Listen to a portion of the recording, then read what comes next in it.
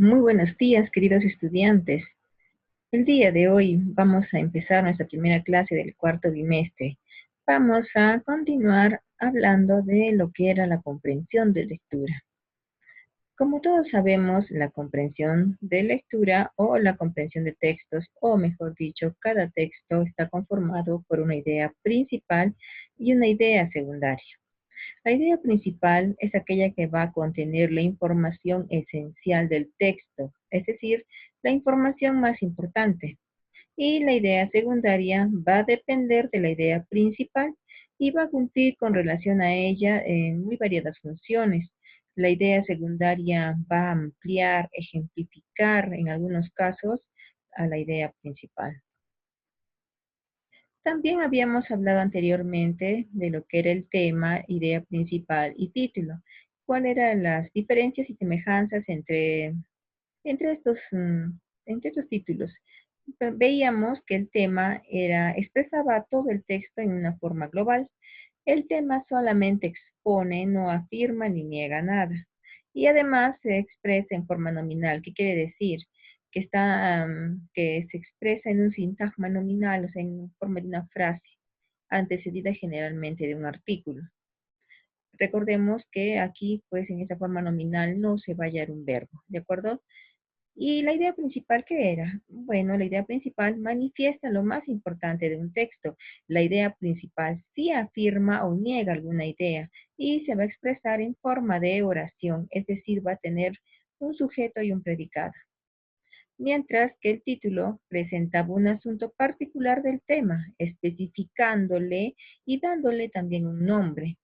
En consecuencia, el título va a presentar con precisión el tema y cómo se expresa el título. Se expresa a través de una frase nominal precedida generalmente por el artículo. Aquí tenemos ejemplos. Mira, el tema es el mimetismo. La idea principal, yo voy a afirmar que el mimetismo es un mecanismo que utilizan algunos animales para defenderse de sus enemigos. Y aquí el título va a ser un poco más amplio que el tema. Mira, voy a indicar que el mimetismo como medio de autoprotección animal. Entonces estoy cogiendo un poquito más, ¿no? Eh, un poquito más de la idea principal y estoy ampliando lo que es el tema.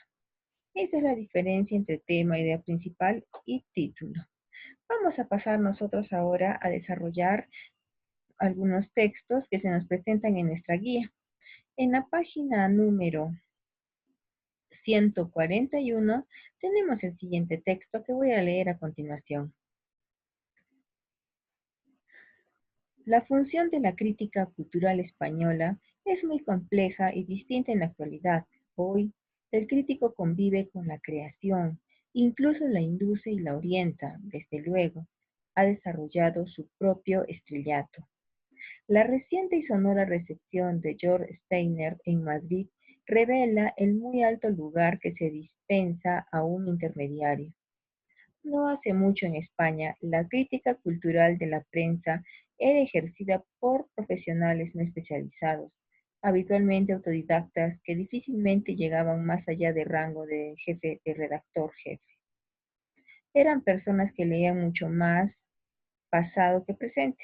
Casi nunca escribieron otros libros que no fueran una apresurada junta de sus artículos o memorias parciales, que eran como bazares generosos y divagatorios.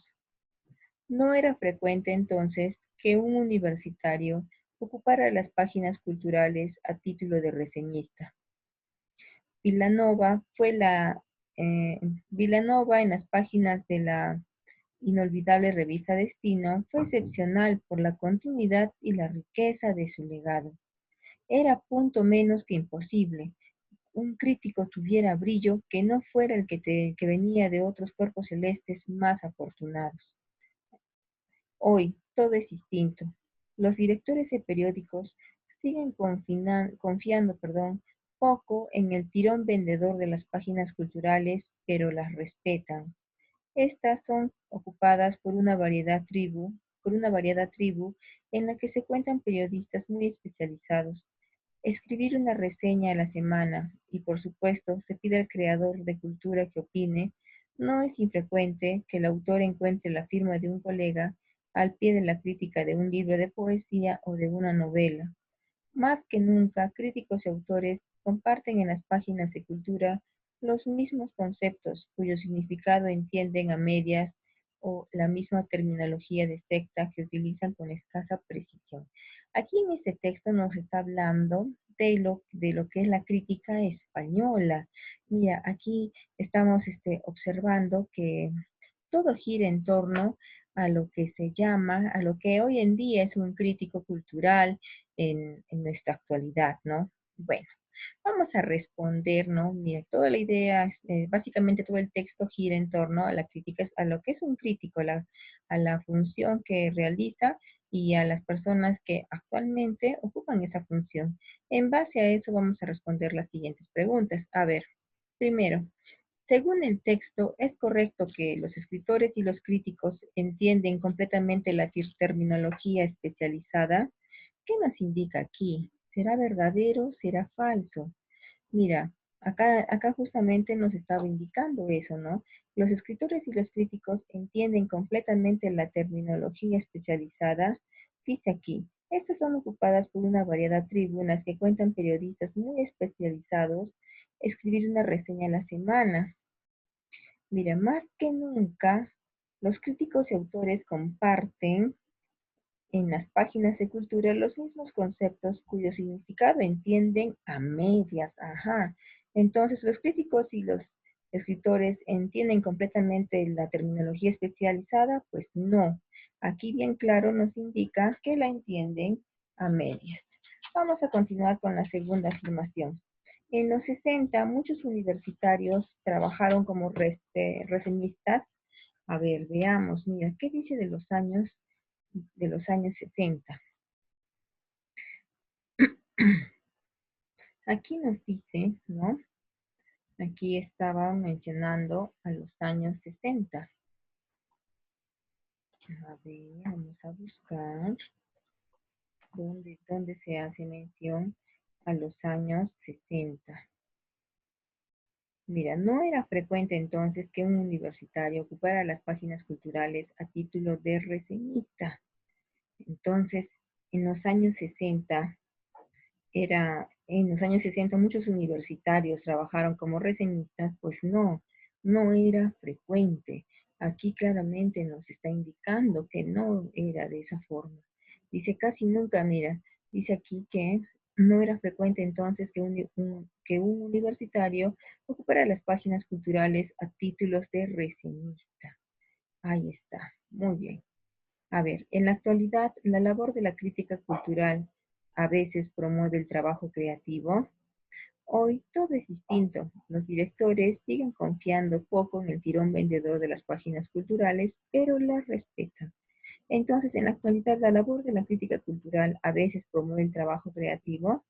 Bueno, acá nos indica que que este trabajo, ¿no?, de crítica son ocupados por periodistas muy especializados. Y por supuesto se pide al creador de cultura que opine, ¿no? No es infrecuente que el autor encuentre la firma de un colega o al pie de la crítica de un libro. Entonces se podría decir que en la actualidad la labor de la crítica cultural a veces sí promueve el trabajo creativo, a veces, o sea, no siempre. Entonces, como respuesta tendríamos que solo es correcto en la afirmación número 3, ¿no? A veces, porque acá nos indica que no es infrecuente que el autor encuentre la firma de un colega al pie de la crítica de un libro, de una novela, ¿no? Más que nunca, críticos y autores comparten en las páginas de cultura los mismos conceptos, tratan por lo menos, ¿no? Muy bien, 2. ¿Cuál sería el título más adecuado para este texto? A ver, estamos hablando de la crítica, ¿no? Entonces, pero de la crítica ¿en dónde? De la crítica cultural española. Entonces, por ahí va a ir el nombre de mi texto. A ver, estamos hablando de la nueva crítica de arte, no. De la frustración de los panelistas españoles, no. De la creación de la crítica, no, no tanto. De los críticos universitarios en España, no. Estamos hablando de las páginas culturales en España ayer y ahora. Estamos comparándolo, ¿correcto? Muy bien. Pasemos a la tercera pregunta. ¿Qué se deduce del texto? Es decir, ¿qué es lo que se va a inferir del texto? A ver, uno, a pesar de tener una recepción calurosa en Madrid, la obra de George Steiner no es creativa. A ver, ¿qué opinan? ¿Eso se deduce del texto? Mira, dice, la reciente y sonora recepción de George Steiner en Madrid revela el muy alto lugar en que se dispersa un intermediario. Entonces no nos está indicando si es creativo o no, ¿no? Entonces no vamos a tomar esa idea, no se deduce esa idea. Dos, en poco tiempo la crítica cultural española ha sufrido cambios importantes, sí, ¿no? Mira, acá está haciendo una comparación de lo que era el crítico antiguo con el crítico de ahora. Tres, en la actualidad ya no sorprende que un escritor pueda cursar en las páginas de cultura, bueno, lastimosamente es cierto. Entonces, según el texto, la respuesta correcta sería solo 2 y 3. Ahora vamos a pasar a leer, mire, ya acá te hago ver cuál era la idea principal, ¿no? La idea principal era esta. La función de la crítica cultural española es muy compleja y distinta en la actualidad. Es la idea central en la cual gira todo el texto. Vamos a pasar ahora a desarrollar el siguiente texto que también se halla en la página 141. Texto 2. Dice así. Es evidente que, como toda actividad humana, la industria interactúa con el medio ambiente. Mira, actividad humana e industria. De él extrae recursos naturales que utiliza como insumos para los procesos productivos.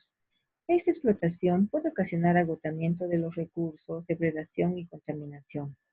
En los mismos procesos de producción que implican la transformación de estos recursos, el medio sufre una serie de impactos generalmente negativos.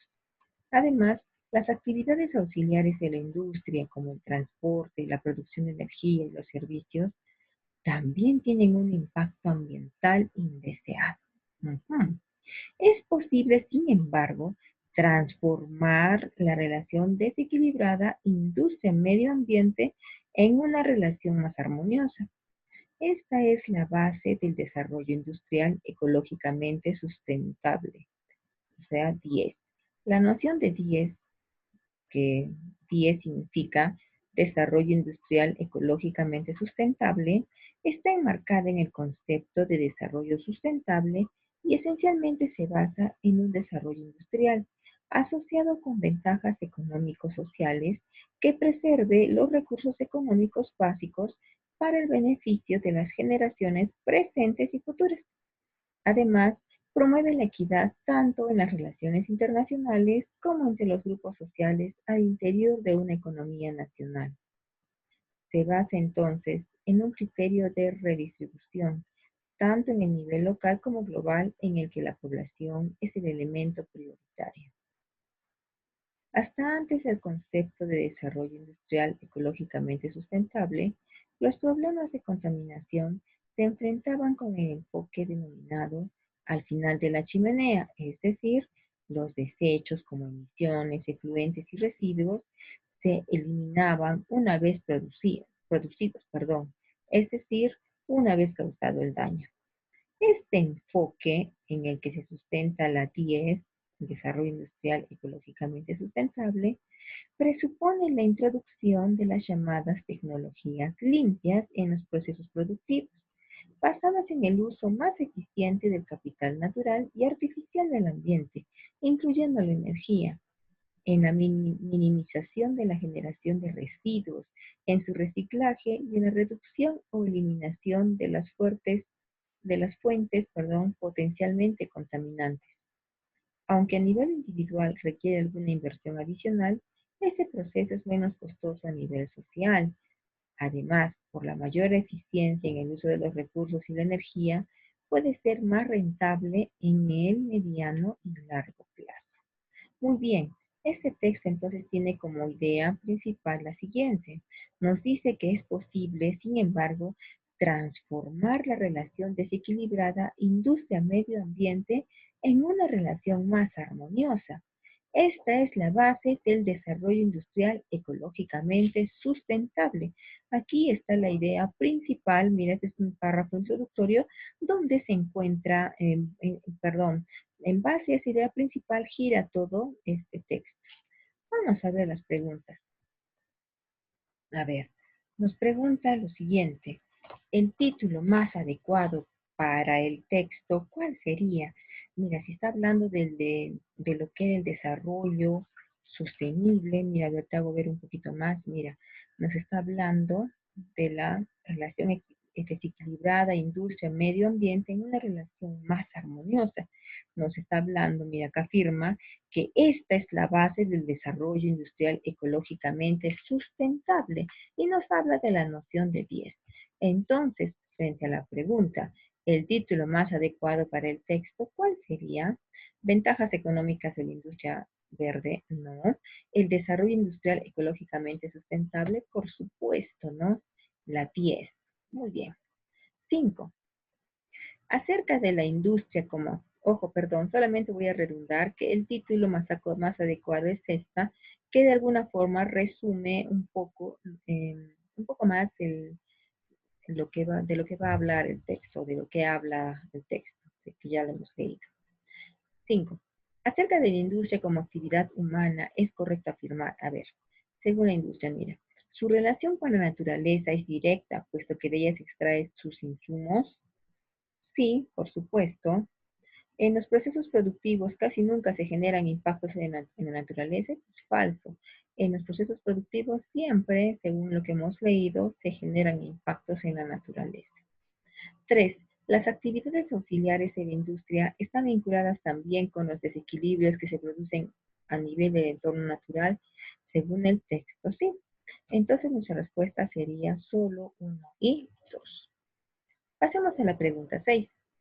Respecto de la noción de 10, ya que significaba 10, te hago recordar que 10 significaba desarrollo industrial ecológicamente sostenible. Bueno, respecto a la noción de 10, se puede afirmar que 1 va en contra del enfoque denominado de la cuna a la tumba. Claro, a ver, ¿qué opinan ustedes? ¿Va en contra de este enfoque? Ujú. No, ¿no es cierto? Porque denominado de la cuna a la tumba, no. Hacemos, a ver, ¿qué dice? ¿Presupone una inversión adicional en el nivel social? Sí, mira, sí, sí, porque en el texto, a ver si tú lees en el último párrafo, nos indica que a nivel individual requiere alguna inversión adicional, pero es menos costoso a nivel social. O sea, no nos está indicando que no se va a producir un gasto, o sea, como de repente estamos pensando. Entonces, sí se supone una inversión adicional en el nivel social. No va a ser tanto como en el nivel individual, pero sí va a haber una inversión adicional. O sea, la respuesta sería también la 2. Veamos, ¿es solo rentable en el corto y mediano plazo? A ver, aquí vamos a poner que no. ¿Por qué? Porque nos dice en el último párrafo de la lectura, nos dice que puede ser más rentable en el corto y mediano plazo. O sea, nos está indicando que puede ser, no está afirmando nada, o sea, está utilizando la palabra puede ser. Entonces, es por eso que no voy a considerar esta respuesta como correcta. Y entonces, ¿cuál sería mi respuesta? Mi respuesta sería la 1 y la 2, ¿ya? Porque esta noción va en contra del enfoque denominado de la cuna a la tumba. ¿Y te acuerdas qué cosa era eso? De la cuna a la tumba. ¿Qué es lo que tú más o menos intuyes o qué es para lo que para nosotros significa de la cuna a la tumba? O sea, que hacemos algo y luego que hasta que se finalice el trabajo, entonces va en contra de este enfoque, ¿no? Que primero se hagan los procesos, se voten, se contamine y luego se muere y recién vamos a actuar. No, entonces 10 va en contra de este enfoque. 7. El enfoque denominado al final de la chimenea, ¿a qué alude? Recuerda que entre paréntesis en el texto decía emisiones, afluentes y residuos. Entonces, el enfoque denominado al final de la chimenea alude a una falta de interés en la prevención de los posibles daños ambientales. Eso es, muy bien. Perfecto. Ahora vamos a pasar a realizar el texto número 3, que se encuentra en la página 142. A ver, veamos, ¿qué dice? Sagan y Joaquín eran especialistas en las ciencias espaciales, en astrofísica o relatividad general, disciplinas que siempre han atraído la atención de los humanos. Jay Gould, por su parte, es la gran figura de la paleontología y biología evolutiva. Elegante e imaginativo en su prosa, Gould nos ha acompañado emocionado y enseñado con sus libros durante estos 25 años. Y no solo nos ha enseñado, al mismo tiempo nos ha hecho o ha intentado hacernos mejores seres humanos. Le debemos obras inolvidables como El pulgar del panda en 1980, La sonrisa del flamengo en 1985, La vida maravillosa en 1988, Brontosaurus y la nalga del ministro en 1995 y la inolvidable La falsa medida del hombre en 1981. Suyas son las palabras: pasamos una sola vez por este mundo. Pocas tragedias pueden ser más vastas que la atrofia de la vida, pocas injusticias más profundas que la de negar una oportunidad de competir. Naturalmente no podemos estar seguros sobre lo que nos deparará el próximo cuarto de siglo, pero hay tendencias que son ya claras y que permiten aventurar alguna predicción. Por ejemplo, acorde con los cambios científicos producidos en los últimos años, los temas propios de las ciencias biomédicas y, en particular, los referentes a la biología molecular y biotecnología, pasarán a ocupar un lugar preferente en la literatura científica no especializada. Si los físicos y la física la denominaron en el siglo XX, predominaron en ese siglo, los biólogos y los médicos lo harán en el siglo XXI. Muy bien, de acuerdo a este texto, vamos a responder lo siguiente. A ver, ¿qué es correcto de acuerdo con lo anterior? A ver, ¿qué es correcto? ¿Que los biólogos y médicos dominarán la ciencia en el siglo XXI? Sí, ¿no? Es correcto esto. Vamos a ver, ¿qué más? A ver, que la literatura científica no especializada ha disminuido su nivel académico. No, no es tanto así. La biología ocupará un espacio preponderante en los textos de divulgación científica. D. Jay Gould es un hombre erudito en el campo de las ciencias espaciales. Otro. E. Es imprescindible saber qué pasará en el siglo XXI en el campo de la biología evolutiva.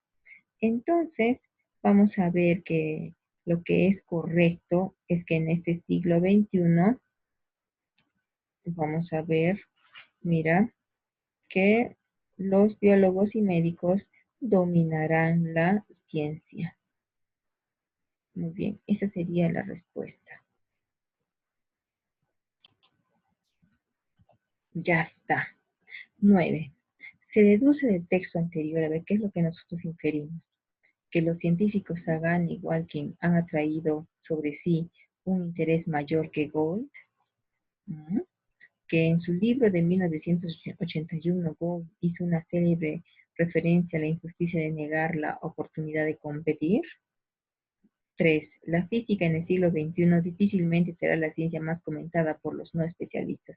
Entonces, ¿qué es lo que se deduce? Se deduce esto, ¿no? Que la física en el siglo XXI difícilmente será la ciencia más comentada. Y además, ¿qué más se deduce? A ver, ¿qué nos dice acerca de Gould de su libro en 1900? A ver, dice La falsa medida del hombre en 1981. Eh, hace referencia a una célebre frase de Gould. Vamos a ver si es cierto esto. Aquí me parece, a ver un momentito. Entonces vemos que se deduce del texto anterior que la física en el siglo XXI difícilmente será la ciencia más comentada por los no especialistas. ¿Cuál es la ciencia que va a ser más comentada por los no especialistas? Bueno, esas van a ser como más comentados los biólogos y los médicos, ¿no? Ellos van a ser los protagonistas del siglo 21 es lo que se nos está diciendo. Entonces lo que deducimos de lo anterior, solo 3, ¿sí? Muy bien. Espero que haya quedado claro esta parte. Luego vuelvo a incidir. Acá sí en el texto nos menciona las diferentes obras de Gould, pero no nos indica que en este libro haya dicho una frase en particular.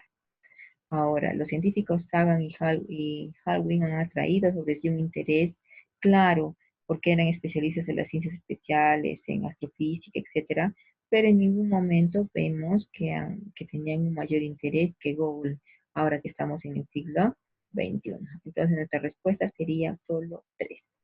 Muy bien.